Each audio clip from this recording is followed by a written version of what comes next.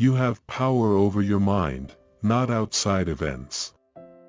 Realize this, and you will find strength.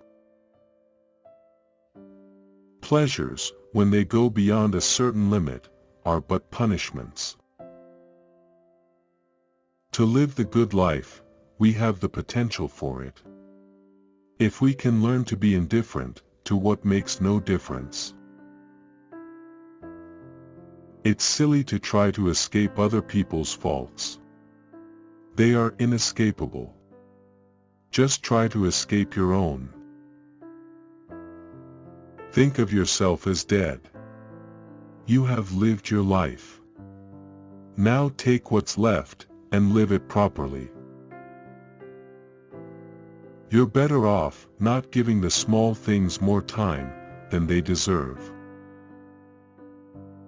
No man can escape his destiny, the next inquiry being how he may best live the time that he has to live. A man's worth is no greater than his ambitions. It is the person who continues in his self-deception and ignorance who is harmed. Stay calm and serene, regardless of what life throws at you. Epithets for yourself: upright, modest, straightforward, sane, cooperative, disinterested. Maintain your claim to these epithets, without caring if others apply them to you or not. Make sure you're not made emperor, avoid that imperial stain.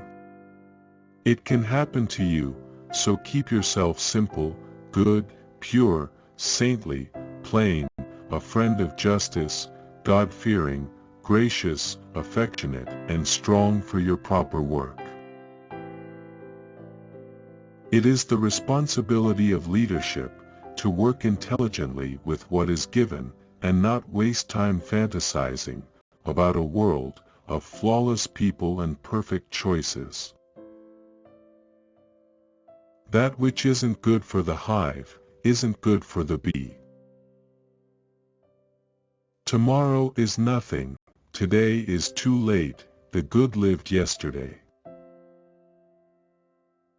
The best revenge is not to be like your enemy. Because a thing seems difficult for you, do not think it impossible. Perfection of character is this: to live each day as if it were your last, without frenzy, without apathy, without pretense. Look back over the past, with its changing empires that rose and fell, and you can foresee the future too. Never esteem anything as of advantage to you that will make you break your word or lose your self-respect. It never ceases to amaze me, we all love ourselves more than other people, but care more about their opinion than our own.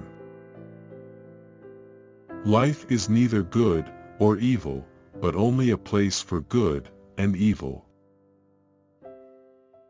Loss is nothing else but change, and change is nature's delight.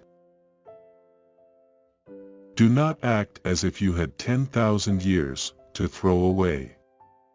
Death stands at your elbow. Be good for something while you live, and it is in your power. Time is a river, a violent current of events, glimpsed once and already carried past us, and another follows and is done. When you arise in the morning, think of what a precious privilege it is to be alive, to breathe, to think, to enjoy, to love. The only wealth which you will keep forever is the wealth you have given away. How much time he gains who does not look to see what his neighbor says, or does or thinks, but only at what he does himself, to make it just and holy. Here is a rule to remember in future: when anything tempts you to feel bitter, not, "This is misfortune," but, "To bear this worthily is good fortune." It is not death that a man should fear, but he should fear never beginning to live. Very little is needed to make a happy life. It is all within yourself, in your way of thinking.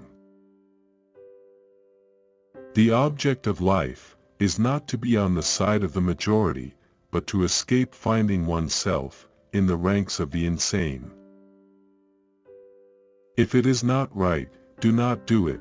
If it is not true, do not say it. Whenever you are about to find fault with someone, ask yourself the following question: what fault of mine most nearly resembles the one I am about to criticize? Never let the future disturb you. You will meet it, if you have to, with the same weapons of reason which today arm you against the present. Accept the things to which fate binds you, and love the people with whom fate brings you together, but do so with all your heart. Waste no more time arguing about what a good man should be. Be one. Everything we hear is an opinion, not a fact. Everything we see is a perspective, not the truth. You always own the option of having no opinion. There is never any need to get worked up or to trouble your soul about things you can't control. These things are not asking to be judged by you. Leave them alone. Do not indulge in dreams of having what you have not, but reckon up the chief of the blessings you do possess, and then thankfully remember how you would crave for them if they were not yours.